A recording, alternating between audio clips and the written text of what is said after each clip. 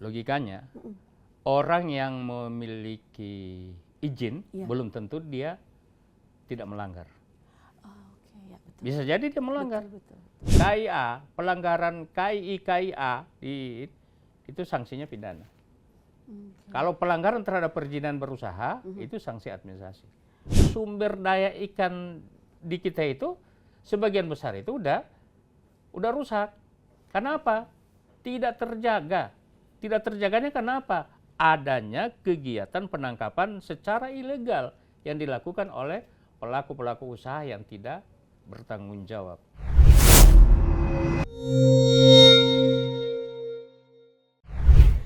Ya, setiap tanggal 5 Juni kita memperingati IUU ya, atau IUU Fishing. Ini bisa disebut juga dengan kegiatan penangkapan ikan ilegal, tidak dilaporkan, tidak diatur. Nah, penangkapan ikan ilegal atau illegal fishing gitu, atau kegiatan-kegiatan yang tidak dilaporkan seperti ini masih jadi masalah global. Tidak hanya di Indonesia, tapi banyak negara juga mengalami hal yang sama. Tentu ini bisa mengancam ekosistem laut dan perikanan berkelanjutan. Apalagi kalau kita tahu negara kita ini punya luas lautan yang cukup besar begitu.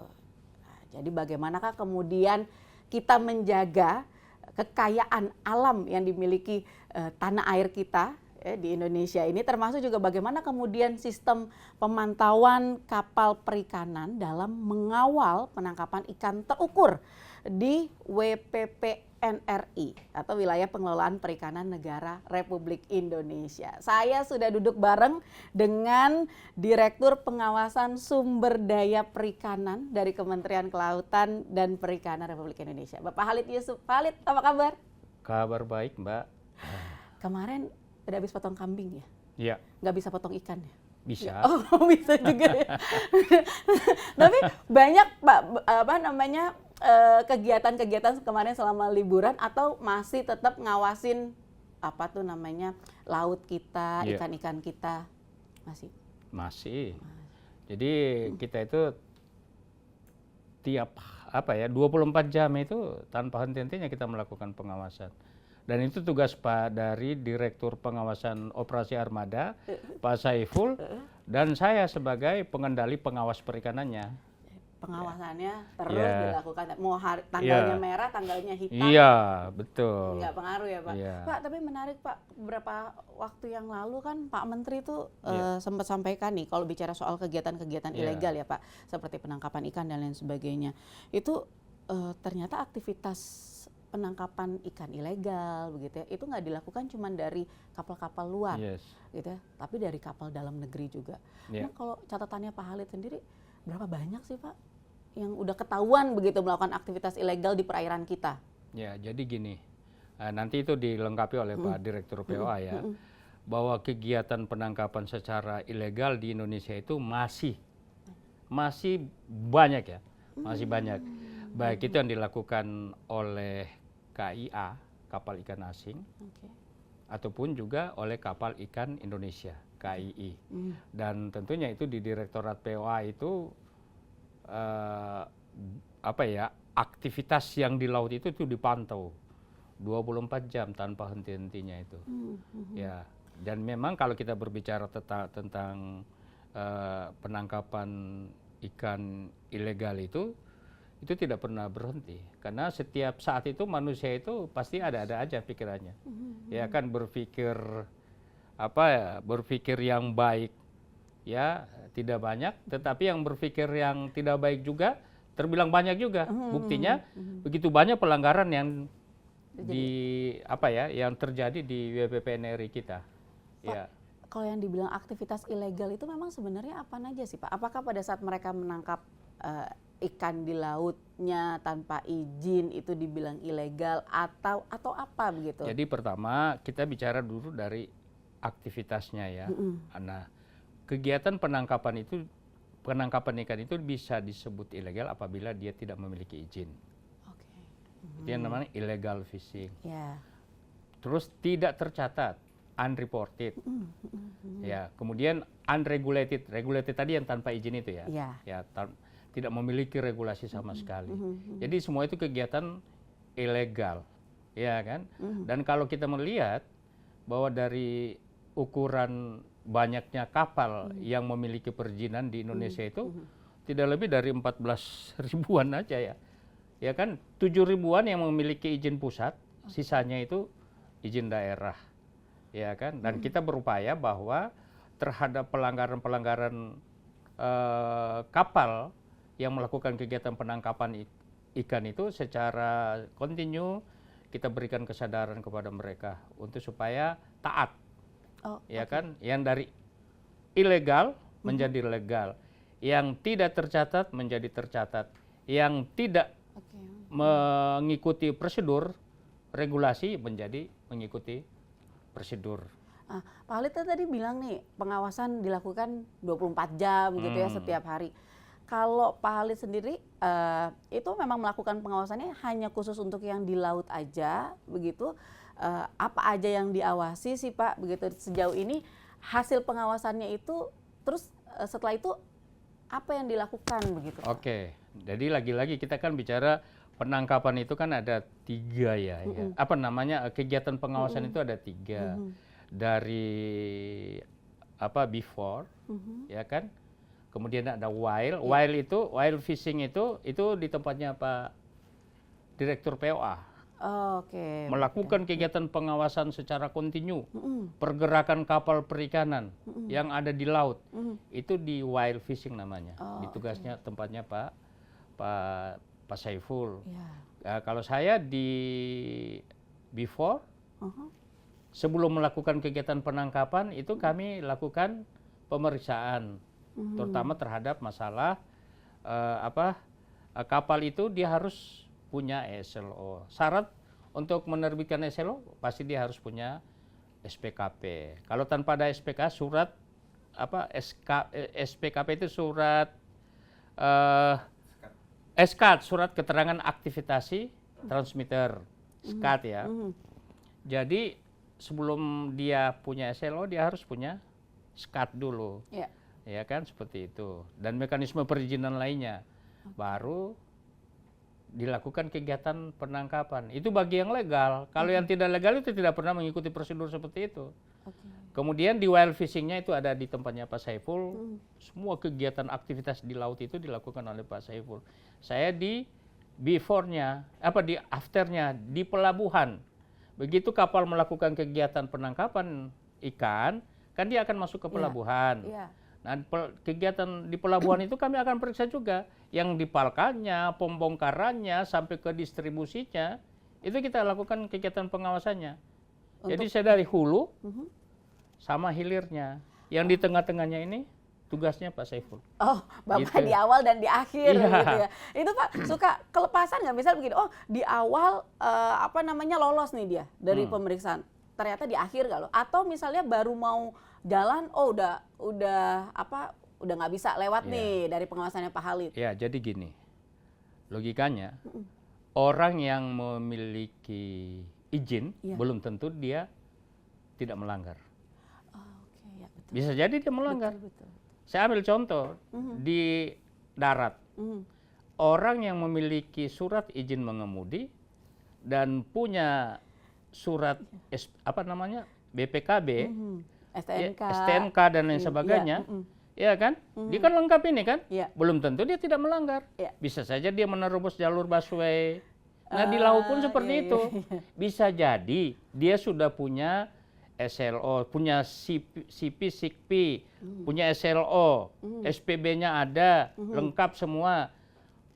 Di laut itu belum tentu juga dia tidak melanggar. Ya? Tidak melanggar apa yang dilanggar? Misalnya dia melakukan transhipment di laut, dia mematikan VMS, itu sebuah pelanggaran. Atau dia melakukan tidak sesuai dengan koordinat, ya kan? Yang namanya DPI, daerah penangkapan ikan, bisa jadi dia melanggar itu, ya kan? Dan itu tugasnya dari Pak Saiful. Pak Khalid melakukan pengawasannya gimana nih Pak? Kalau misalnya tadi kita bilang nih, kalau polisi kan mereka punya misalnya ada etley-nya gitu, ada kameranya, atau mungkin ada Pak polisinya yang berjaga gitu di lapangan. Kalau Pak Khalid Ya jadi gini, kalau pengawasan di laut ya, di laut itu Pak Saiful itu canggih benar itu. Kita punya command center ya, kita punya pusdal. Jadi itu sudah terkonek dengan kapal-kapal penangkapan ikan di laut. Jadi kapal yang tidak memasang VMS tidak terkonek dia, tetapi semua kapal yang memasang VMS itu terkonek. Jadi sistemnya itu udah luar biasa. Dari pertama kali dia turun sampai dia mau balik lagi itu terkonek dengan pusat pengendalian kita yang ada di command center di depan di ruang Pak Menteri dan juga di tempatnya Pak Saiful. Terkonek kita.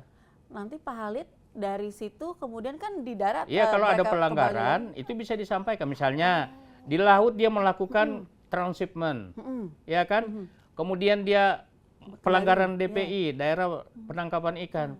Nanti itu dari Pak Saiful memberitahukan ke kami bahwa telah terjadi pelanggaran DPI, telah terjadi transshipment. Jadi pelaku usaha, pemilik kapalnya atau nakodanya kita panggil, kita periksa, kita klarifikasi. Kalau dia melakukan pelanggaran, kita tindak sesuai dengan peraturan perundang-undangan yang ada. Bisa sanksi administratif, bisa sanksi pidana gitu. Banyak nggak Pak yang udah ditindak? Wah, udah banyak. Ini pelanggaran SPKP aja udah mau dekat 2.000 yang harus kita tindak. Macam apa pelanggarannya macam-macam, berarti kan sanksinya juga macam-macam. Itu mulai dari apa sampai apa sih Pak? Jadi gini, kalau sanksi administrasi berdasarkan apa namanya Undang-Undang Cipta Kerja, ya kan, di PP 5, PP 27, kemudian kalau kita kerucutkan di Peraturan Menteri Kelautan di apa namanya Permen 31 pelanggaran pelaku usaha itu bisa disanksi administratif atau pidana. Nah, di era apa namanya Undang-Undang Cipta Kerja, sanksi administrasi kita kedepankan. Artinya ultimum remedium, pidana ditaruh terakhir. Bukan berarti enggak kena. Bukan berarti pidana itu tidak berlaku, tetap berlaku. Kalau misalnya di sanksi administrasi dia tidak jera dan lain sebagainya, kita bawa dia ke pidana. Nah, terhadap yang ilegal itu tidak ada yang namanya yang tetap langsung ke pidana. KIA, pelanggaran KIA itu sanksinya pidana. Kalau pelanggaran terhadap perizinan berusaha itu sanksi administrasi. Pak, dapat info nggak sih Pak Khalid?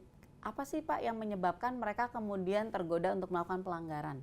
Apakah memang pengawasannya kurang gitu Pak, karena kan kita punya luas wilayah yang besar gitu, atau misalnya ada izinnya susah dapetnya, jadi daripada susah-susah ya udahlah nggak usah pakai surat like operasi tadi tuh ya kan. Jadi gini, apa Pak? Alibi penjahat itu banyak ya Pak. Banyak, ya kan. Siapa bilang izin susah? Siapa bilang mengurus SLO itu susah? Enggak ada yang susah. Semua sudah sesuai dengan itu dan semuanya serba elektronik. Nggak ada yang sulit. Cuman mereka yang menyulitkan dirinya menggunakan pihak-pihak lain. Atau misalnya, daripada misalnya kita harus mengikuti itu, nanti apa yang kita lakukan di laut ketahuan sama pemerintah, kita kena pajak, kita kena PNBP. Sebenarnya itu hal yang, dan sebenarnya kalau kita mau jujur ya, apa yang mereka lakukan sebenarnya itu adalah sebuah pelanggaran, tidak hanya terhadap pemerintah, tetapi terhadap masyarakat dan yang lebih utama terhadap lingkungan. Mereka melakukan kegiatan ilegal, itu adalah sebuah pelanggaran terhadap masalah kesinambungan, sustainability daripada ekosistem sumber daya alam kita. Pak Khalid, tantangannya apa sih Pak melakukan tugasnya Pak Khalid tuh sejauh ini? Gitu. Ya kalau bicara soal tantangan, mungkin kalau saya menyampaikan itu terbilang klasik ya. Masalah SDM dibilang kurang. Sebenarnya itu juga kurangnya SDM tinggal tergantung kita, cara kita mengantisipasi. Ada Pak Saiful dengan dibantu oleh satelit, ya kan? Kita kan sekarang mekanisme pengawasan itu, kami pengawas perikanan tentunya tidak harus menggergaji laut. Ya kan, Pak Saiful memonitor lewat satelit atau menggunakan pesawat airborne surveillance, ya kan? disampaikan ke kapal pengawasan melakukan intercept, ya kan? Hasil dari pengawasan itu disampaikan kepada kami melakukan tindakan penegakan hukumnya. Jadi seperti itu. Jerah nggak Pak? Atau pelakunya sebenarnya dia lagi juga? Ya kalau dilihat dari modusnya ya tidak lari dari lingkungannya itu sendiri. Maksudnya ya kadangkala hari ini dia melakukan pelanggaran, mungkin bulan depan dia lagi dan seterusnya. Ya kan, pelaku ilegal itu sebenarnya itu memang sudah istilah sudah terstruktur. Iya kan, seperti itu. Nah, itu kalau untuk mengatasi hal-hal yang semacam itu supaya kemudian tidak berulang lagi yang disiapkan apa aja, Pak? Iya, tentunya pertama kita bicara soal mekanisme penegakan hukumnya. Iya kan? Ini tergantung daripada berani nggak kita melakukan kegiatan penegakan hukumnya. Iya kan? Iya. Itu pertama. Yang kedua, kapan kita harus melakukan ini? Ya sekarang. Kalau bukan sekarang, kapan lagi? Iya kan? Ya kan? Tinggal tergantung daripada manusia pengendalinya. Alhamdulillah Direktur Jenderal Pengawasan Sumber Daya Kelautan dan Perikanan bersama kami jajaran di bawahnya itu tanpa henti-hentinya dan tanpa takut-takutnya untuk melakukan kegiatan pengawasan dan penegakan hukum. Itu yang kita lakukan dan itu membuat kita bisa berbesar hati, bisa bersemangat, bisa melakukan kegiatan penegakan hukum, terutama pengawasan di sektor perikanan itu sendiri. Oke, nah Pak, kalau nggak salah tuh kan Kementerian Kelautan dan Perikanan tuh juga terus berupaya untuk mendorong ekonomi biru itu ya Pak. Yeah. Nah itu implementasi kebijakannya begitu. Kalau misalnya di Direktorat Pak Khalid sendiri untuk untuk yang ekonomi birunya itu jadi apa? gini, kebijakan ekonomi biru itu adalah merupakan kebijakan strategis dari Kementerian Kelautan dan Perikanan. Ada 5 program ekonomi biru itu, ya kan? Saya tidak akan sebutkan secara detailnya, tetapi salah satunya adalah kegiatan penangkapan ikan terukur. Dari kegiatan penangkapan ikan terukur itu, bidang saya adalah mengawasi, ya kan? Proses kegiatan penangkapan ikan terukur dari kegiatan penangkapannya, distribusinya, ya kan, dan sampai kepada pemasarannya. Itu kami lakukan kegiatan pengawasan, dan itu adalah merupakan salah satu langkah strategis dari Kementerian Kelautan dan Perikanan untuk bagaimana menjaga sustainability daripada ekosistem perikanan kita. Kalau kita tidak melakukan kendali terhadap penangkapan ikan, bisa jadi terjadi barbaran, ugal-ugalan di dalam melakukan kegiatan penangkapan ikan terukur di laut. Ya kan? Kita ketahui bahwa sumber daya ikan di kita itu sebagian besar itu udah rusak. Kenapa? Tidak terjaga. Tidak terjaganya kenapa? Adanya kegiatan penangkapan secara ilegal yang dilakukan oleh pelaku-pelaku usaha yang tidak bertanggung jawab. Tidak terjaga bukan berarti kita lalai, tidak. Tetapi karena memang bahwa pelaku ilegal di ini secara masif mereka melakukan dengan modus operandi yang macam-macam. Seperti itu. Oke, nah berarti kalau misalnya masih banyak Pak, ke depan begitu untuk mengatasi itu, apa yang akan dilakukan? Mungkin juga bagaimana kemudian meningkatkan peran masyarakat misalnya untuk ikut serta melakukan pengawasan juga, betul. Ya kan, untuk ikut melakukan penjagaan juga. Nah, ke depan gimana? Ada 2 hal terkait dengan mekanisme pengawasan yang harus dilakukan. Pertama, secara internal siapa yang harus kita kuatkan? Itu adalah seluruh jajaran, terutama di Direktorat Jenderal Pengawasan Sumber Daya Kelautan dan Perikanan, ya, kami memiliki perangkat yang luar biasa. Ada pusdalnya, ada kapal pengawasnya, ada speedboatnya dan lain sebagainya, ada AKP-nya, ada pengawas perikanannya, ya kan? Secara eksternal, pertama kita harus libatkan masyarakat. Kita memiliki kurang lebih 1.200 Pokmaswas di seluruh Indonesia yang merupakan mata telinga daripada aparat pengawas untuk memberikan informasi update terkait dengan apa yang terjadi di Ya. di wilayahnya. Ya. Kemudian yang kedua, kita harus melibatkan aparat penegak hukum lainnya, antara lain Polri, Polairut maksudnya ya. Kemudian dari Angkatan Laut, ada Bakamla, ya kan? Dan macam-macam lagi.